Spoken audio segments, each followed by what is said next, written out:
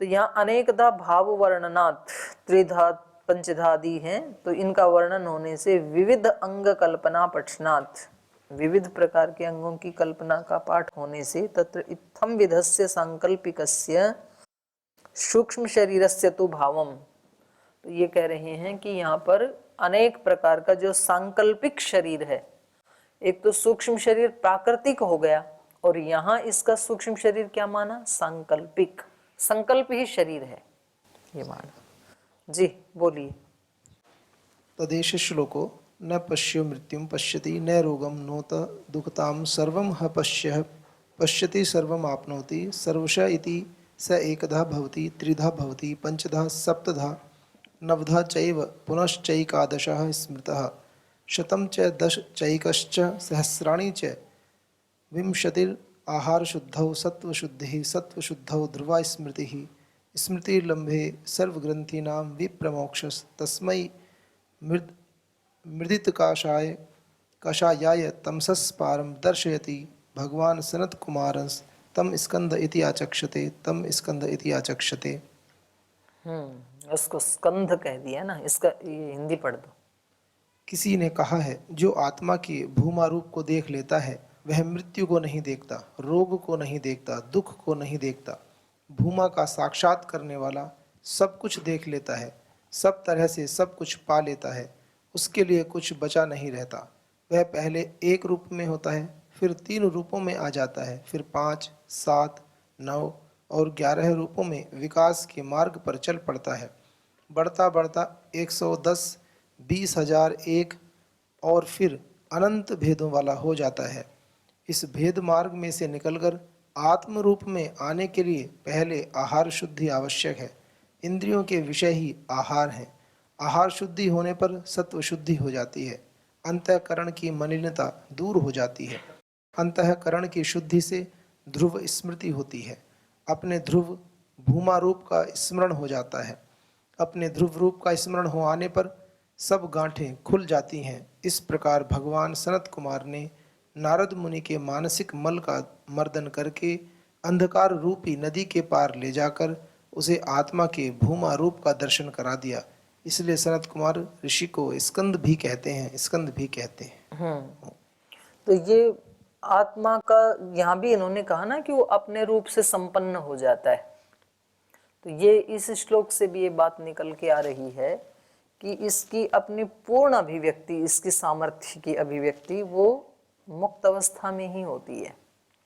और ये पहले जैसे अभिबद्ध अवस्था में है तो एकधा है, एक प्रकार की इसकी सामर्थ्य है, और फिर जैसे जैसे बढ़ती हैं तो त्रिधा, पंचधा, सप्तधा, नवधा ऐसे बढ़ती जाती हैं सामर्थ्य, और लास्ट में क्या हो गया, अनेकधा, माने ब्रह्म की सामर्थ्य इसकी सामर्थ्य हो जाती है, ऐसा ये कहना चाह रहे हैं। तो इनके अर्थ में और ऊपर वाले अर्थ में कोई अंतर नहीं है।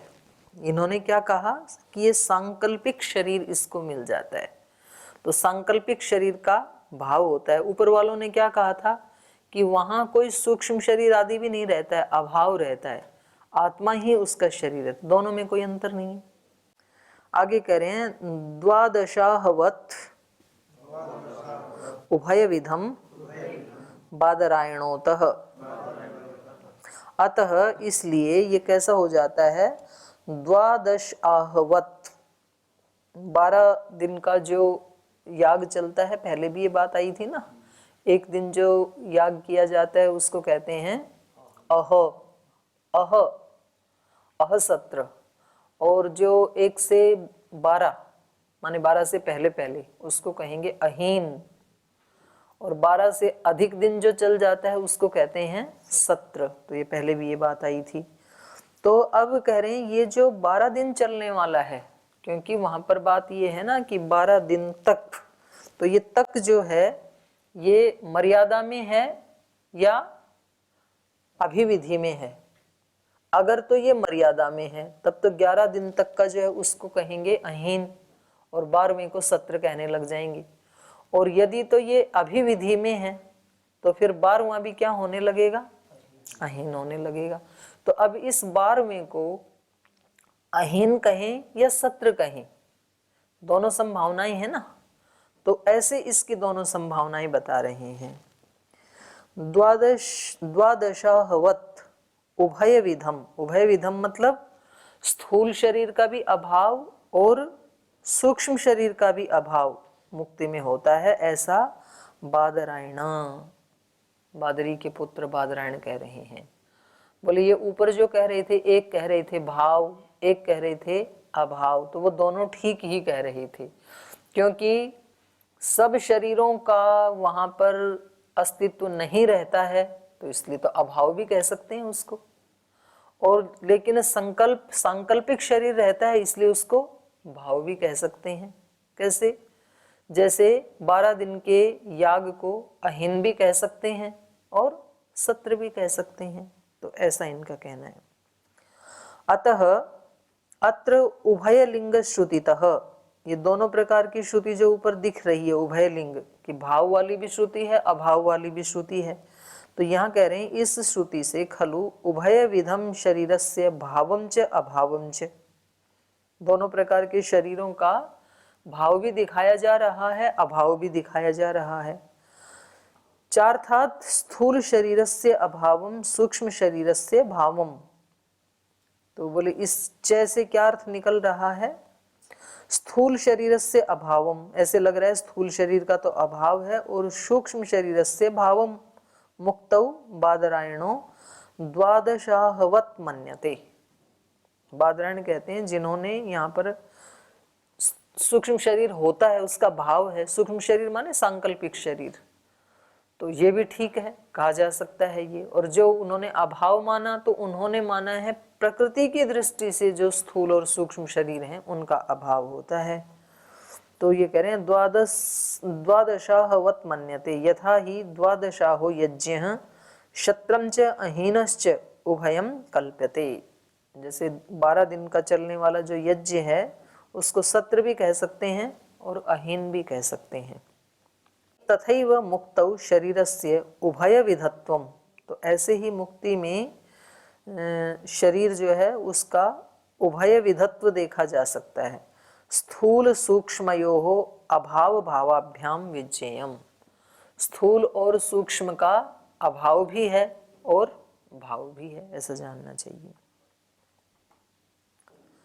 शरीरस्य उभयविध भावे सूत्रद्वयेन अनुभवोपपत्ति प्रदर्श्यते, तो ये शरीर का जो उभयविध भाव है, इस भाव और अभाव, इसमें ये जो 2 सूत्र थे ऊपर, सूत्रद्वयेन अनुभवोपपत्ति, इन 2 सूत्रों से जो अनुभव की उपपत्ति हुई उसको प्रदर्श्यते, उसको दिखाया जा रहा है इस सूत्र में।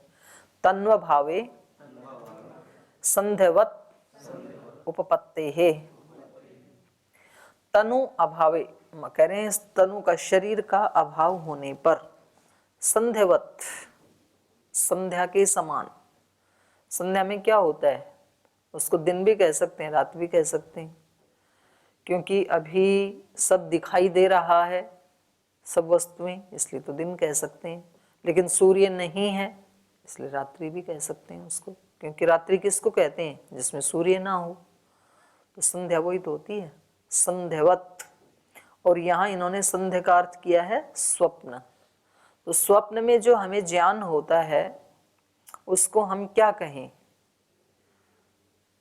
माने ज्ञान, कुछ भी ज्ञान नहीं होता ऐसा भी नहीं कह सकते, ज्ञान होता है और आत्मा सुखी दुखी भी होता है उससे।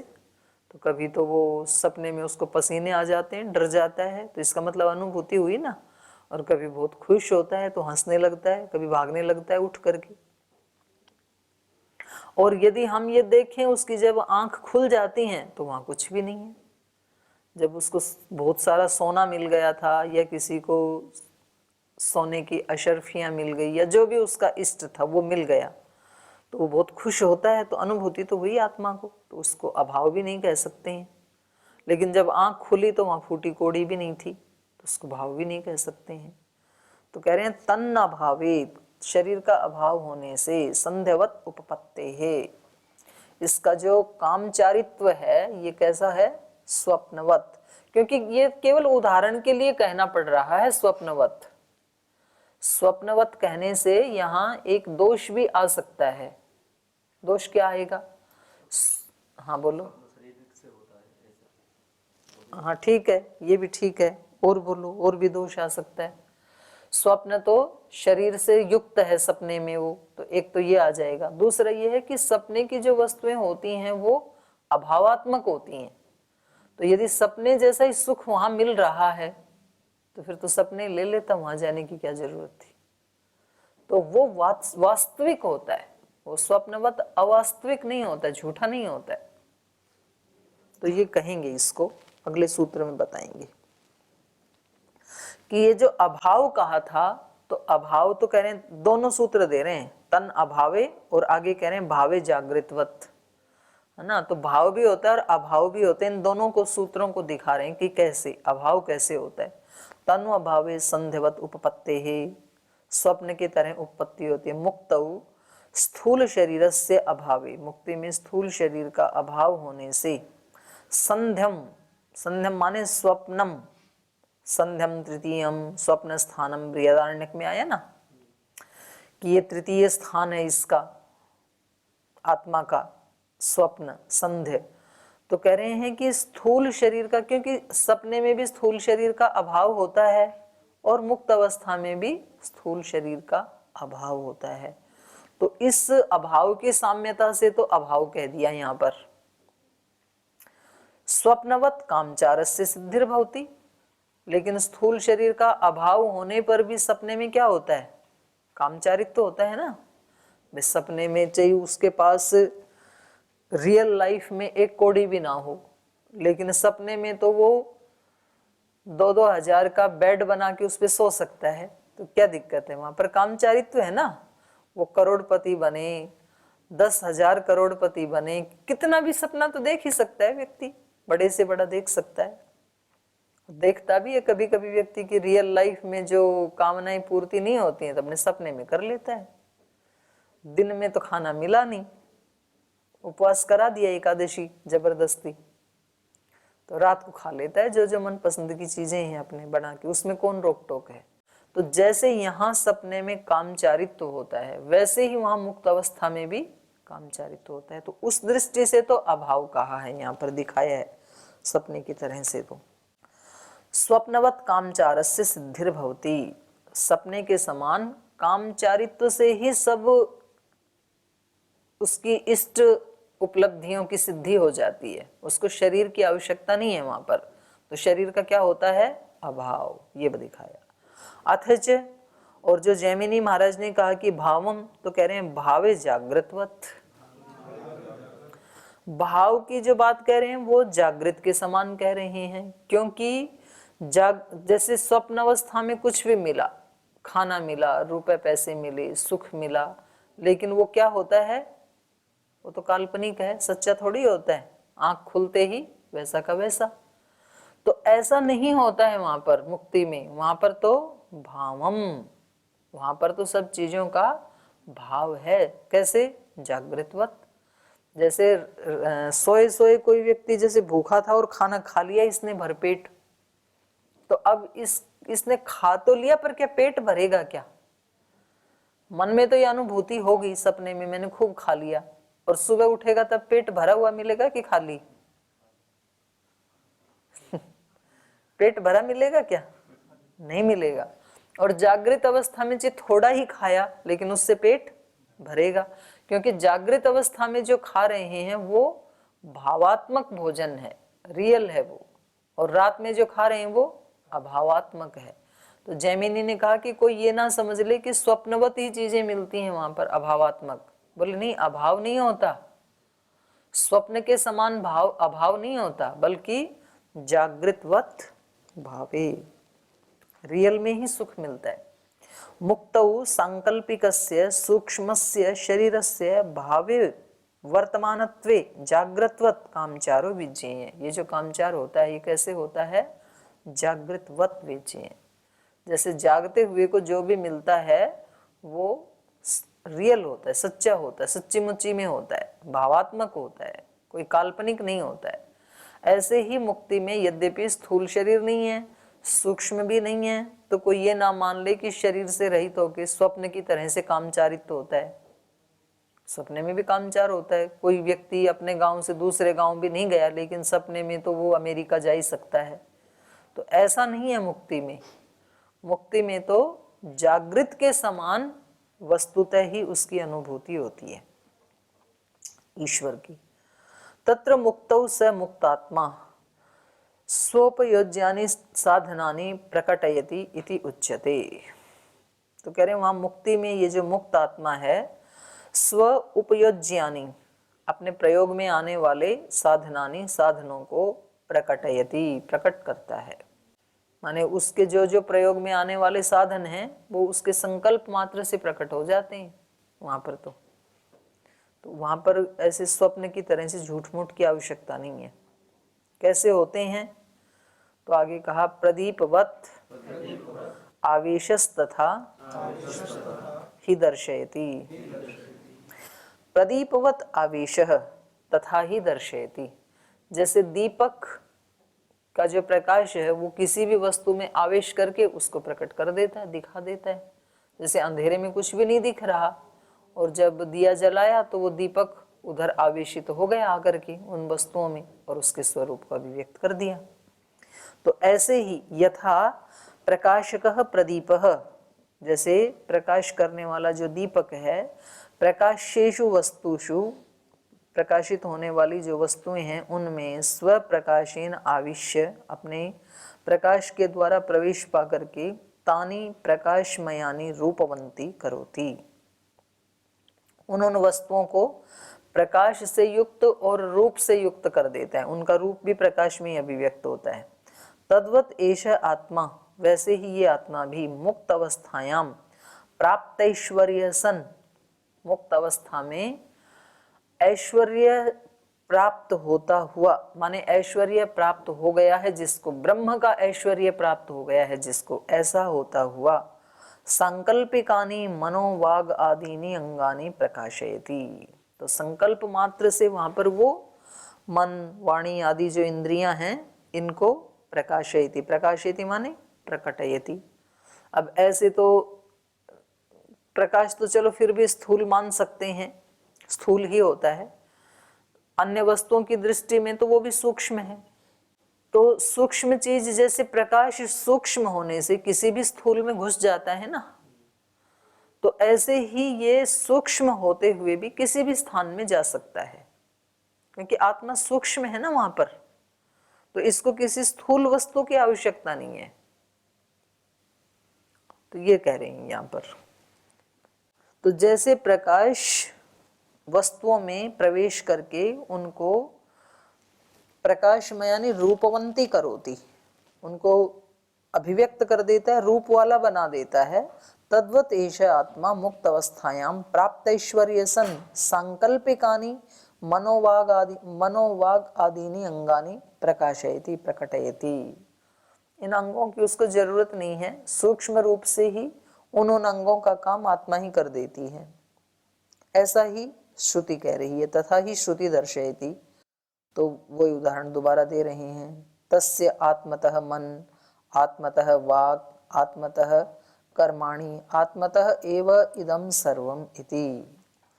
सर्वम है पश्य पश्यति, ये जो दृष्टा है आत्मा, ये सब कुछ को देख लेता है। सर्वम आपनोति ही सर्वशः, सब कुछ को सब तरफ से प्राप्त कर लेता है, कुछ भी इसको अप्राप्त नहीं होता है। तो ये कह रहे हैं यदि प्रदीप इव प्रकाशमानः स आत्मा निजम उपयोज्यम ऐश्वर्यम प्रकाशयति तर्हि अयम पुरुषः प्राज्ञेन आत्मना संपरिष्वक्तो न बाह्यम किंचन वेद न अंतरम। यत्र वा अस्य सर्वात्मा एव भूतत्वेन केन कम पश्येत, केन कम विजानियात। कह रहे आप कह रहे हो प्रदीप के समान प्रकाशमान ये जो आत्मा है, निजम उपयोज्यम ऐश्वर्यम प्रकाशयति, अपने प्रयोग में आने वाला जो भी ऐश्वर्य, जो भी इसको चाहिए, रूप आदि या ज्ञान आदि, उसको प्रकाशयति प्रकटीकरोति, अपने आप उसको अभिव्यक्त कर लेता है। यदि ऐसा है तो अयम पुरुषः प्राज्येन आत्मना संपरिष्व्यक्त।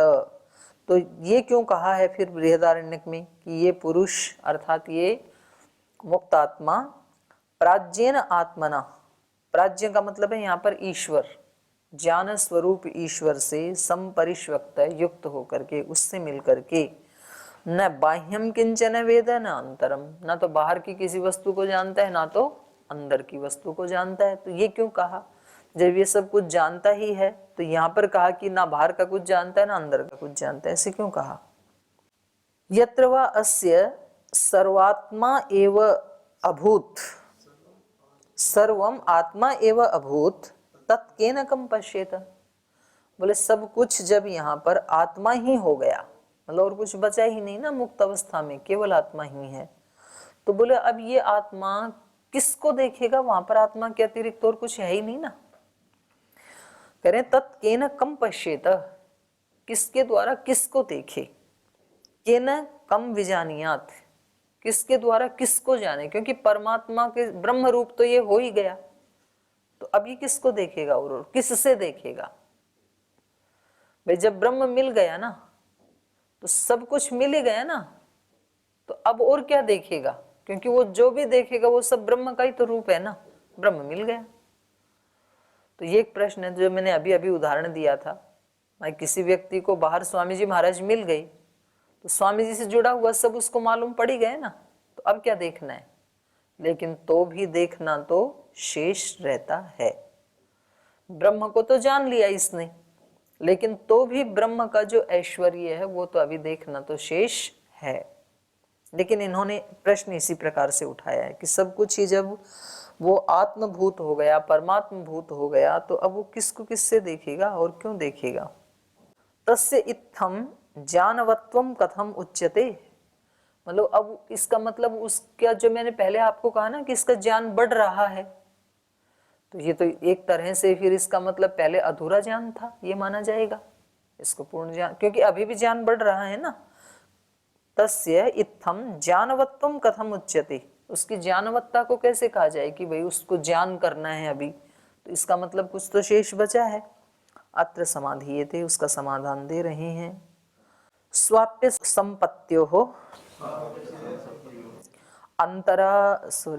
अन्यतरापेक्षम आविष्कृतम ही। स्वाप्य संपत्त्योः, स्वाप्य माने अपना, और संपत्ति मतलब ईश्वर के साथ मिलना, पीछे आया था ना, ब्रह्म के साथ मिल करके उसको फिर संपत्ति कहते हैं। जब ये ब्रह्म से मिल जाता है तब उसको संपत्ति कहेंगे। तो कह रहे हैं स्वाप्य और संपत्ति की अपेक्षा, स्वाप्य संपत्त्यो हो अन्यतरापेक्षम, इसकी अपेक्षा से जाने गए हैं, आविष्कृतम ही, ऐसा बताया है। भाष्य में देखते हैं एक बार इसको। तद इत्थम ज्ञानवत्वम आत्मनो यदुक्तम तत्खलु स्वाप्यस्य, अच्छा स्वाप्य मतलब सुषुप्ति ही, सुषुप्ति का वो दिया था ना ऊपर उदाहरण कि ये सुषुप्ति में भी ब्रह्म रूपता हो जाती है और एक तो संपत्ति में ब्रह्म रूपता होती है। क्या क्या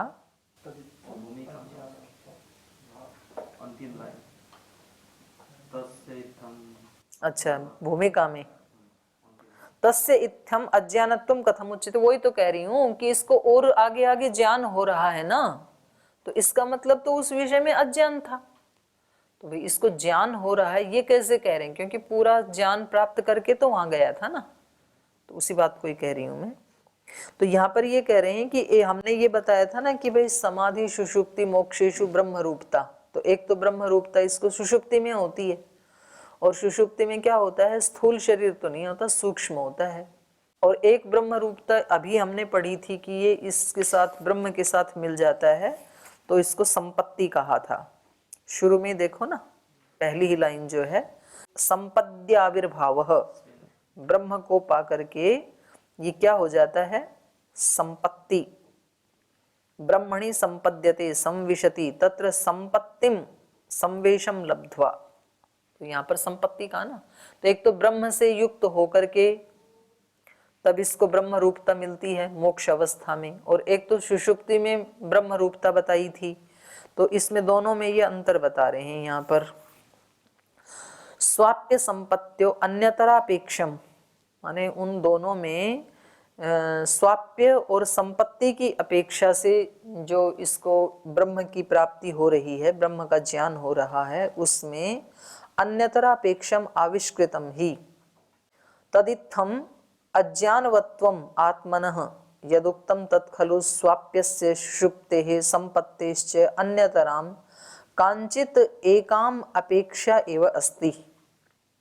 माने किसी एक की अपेक्षा से इसका ज्ञान पूरा होना चाहिए, एक की अपेक्षा से अज्ञान मानना चाहिए। यदि वहां पर स्वप्न अवस्था में या सुषुप्ति अवस्था में इसकी ब्रह्म रूपता हो जाती है तो फिर अज्ञान नहीं होना चाहिए। ऐसे ही यहाँ पर भी ये ब्रह्म से मिलकर के फिर और इसको संकल्प है कि मैं और जानूं, फिर इसको सांकल्पिक शरीर मिल रहा है, तो इससे भी इसका अज्ञान प्रदर्शित हो रहा है। तदित्थम अज्ञानवत्वम आत्मनः, इस प्रकार जो आपने बताया है ऊपर कि ये कामचार हो जाता है इसका, तो इससे इसका अज्ञानत्व दिखाई दे रहा है। यदुक्तम तत्खलु स्वाप्यस्य, स्वाप्यस्य को कहा सुषुप्तेः, संपत्तेश्च और ईश्वर से मिलकर के, अन्यतराम कांचित, इन दोनों में से किसी एक की अपेक्षा से, अन्यतराम कांचित एकाम अपेक्षा एव अस्ति। एतत् तत्र आविष्कृतम स्पष्टम प्रकटितम विद्यते, ये बात वहां पर स्पष्ट रूप से कही है बृहदारण्यक में। तद्यथा अयम पुरुषः प्राज्ञेन आत्मना न बाह्यम किंचन वेद न अंतरम, उस परम पुरुष को, प्राज्ञ आत्मा को, परमात्मा को पा करके ये जीव ना तो कुछ बाहर का जानता है ना अंदर का जानता है। और यहाँ आप कह रहे हैं कि ये जान रहा है संकल्प मात्र से, और वहां सुषुप्ति की बात है, ये जो उदाहरण है, तो बोले ये उससे रहित होकर के क्योंकि सुषुप्ति में भी परम पुरुष को प्राप्त कर लेता है, प्राज्ञ परमात्मा को प्राप्त कर लेता है। तो आपने कहा था कि ना बाहर का कुछ जानता है ना अंदर का कुछ जानता है, तो यहाँ भी ऐसा ही होना चाहिए। वो भी ब्रह्म रूपता थी ना सुषुप्ति में, और ये भी ब्रह्म रूपता है, तो यहाँ भी ऐसे होना चाहिए कि परमात्मा को प्राप्त करके ना तो कुछ बाहर का जानना चाहिए और ना तो कुछ अंदर का जानना चाहिए। तो ऐसा वहां पर कहा है। अत्र प्रक्रियते स्वाप्यः सुषुप्तिः यत्र सुप्तो, बोले यहाँ पर वो जो पहला उदाहरण है ना बृहदारण्यक का, जहाँ पर सुषुप्ति का वर्णन है, वहां पर कह रहे हैं अत्र प्रक्रियते स्वाप्यः, स्वाप्य का अर्थ सुषुप्तिः, यत्र सुप्तो न कंचन कामम कामयते न कंचन स्वप्नम पश्यति, जो सुषुप्ति में होता है ना कोई कामना होती है ना कोई स्वप्न देखता है। यत्र च के न कम विजानियात, क्योंकि वहां जब कोई है ही नहीं, कोई स्थूल या सूक्ष्म शरीर, तो कौन किसको जाने। इति उक्तम तत्र संपत्ति प्रकृता विद्यते, बोले वहां पर ऐसा जो कहा है वहां पर संपत्ति प्रकृता, संपत्ति माने परमात्मा से मिलना, ब्रह्म रूपता, वो प्रकृता विद्यते, प्रकरणस्थ है, वो प्रकरण चल रहा है वहां पर ब्रह्म रूपता का। विज्ञान घन एव एतेभ्यो भूतेभ्य समुत्थाय तानि एव अनुविनश्यति न प्रेत्य संज्ञा अस्ति एवं ऐश्वर्य योगस्तु मुक्तौ उक्तः तस्मान् न दोषः। तो इसको कल ही बताएंगे, फिर अभी समय भी हो गया।